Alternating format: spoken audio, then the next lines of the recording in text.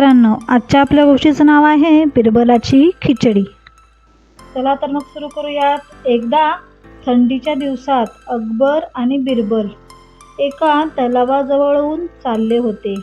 अचानक अकबर थांबला आणि गोठणाऱ्या थंड पाण्यात त्याने बोट घातलं आणि लगेच बाहेर काढलं आणि म्हणाला, बिरबला, मला वाटत नाही की या थंड पाण्यात कोणी एक रात्रही घालवू शकेल. बिरबलाने ते आव्हान म्हणून घेतले आणि सांगितलं की असं करू शकेल असा कोणीतरी आपण शोधून काढू. पण बक्षीस काय द्यायचं? तेव्हा अकबराने सरोवराच्या थंड पाण्यात उभं राहून रात्र घालवणाऱ्याला 1000 सोन्याची नाणी देण्याचं वचन दिलं. लवकरच बिरबलाला एक गरीब माणूस सापडला जो 1000 सोन्याच्या नाण्यांसाठी आव्हान स्वीकारण्यास तयार झाला.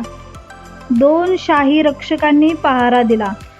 गरीब माणसाने संपूर्ण रात्र गोठलेल्या पाण्यात उभं राहून काढली. सकाळी त्या बिचाऱ्याला बक्षिसासाठी दरबारात नेले. राजाने गोठवणाऱ्या पाण्यात कसा उभा राहिलास असे विचारल्यावर त्या माणसाने उत्तर दिले, महाराज, मी दूरवर जळत असलेल्या दिव्याकडे पाहत राहिलो आणि माझी संपूर्ण रात्र त्या दिव्याकडे पाहत घालवली. हे समजल्यावरती राजा म्हणाला, हा माणूस बक्षिसासाठी पात्र नाही, कारण त्याला दिव्यातून ऊब मिळत असल्याने तो तलावात उभा राहू शकला. त्या बिचाऱ्याला खूप वाईट वाटलं. त्याने मदतीसाठी बिरबलाकडे धाव घेतली. दुसऱ्या दिवशी बिरबल दरबारात गेला नाही. बिरबल का आला नाही याचं कारण शोधण्यासाठी अकबराने बिरबलाची भेट घेतली. राजाला बिरबल आगीजवळ बसलेला दिसला आणि त्याच्या वर जवळजवळ 6 फूट वर एक भांडे लटकले होते. त्याला विचारल्यावरती बिरबल म्हणाला, महाराज, मी खिचडी बनवतो आहे.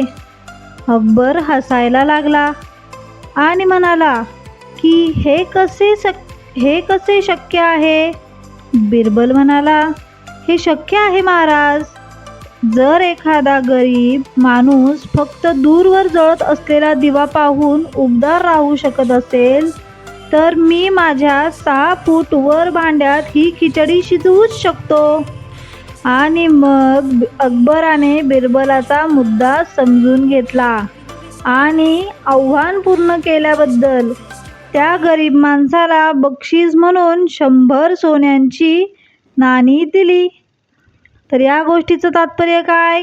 काहीतरी मिळवण्याची आशा लोकांना कठोर परिश्रम करण्यास प्रेरित करू शकते, जसं त्या गरीब माणसाने केलं आणि तो यशस्वी झाला. जर आपल्याला ही गोष्ट आवडली असेल तर लाईक करा आणि चॅनलला सबस्क्राईब करा, म्हणजे अशा नवीन नवीन गोष्टी तुम्हाला रोज ऐकायला मिळतील. थँक्यू.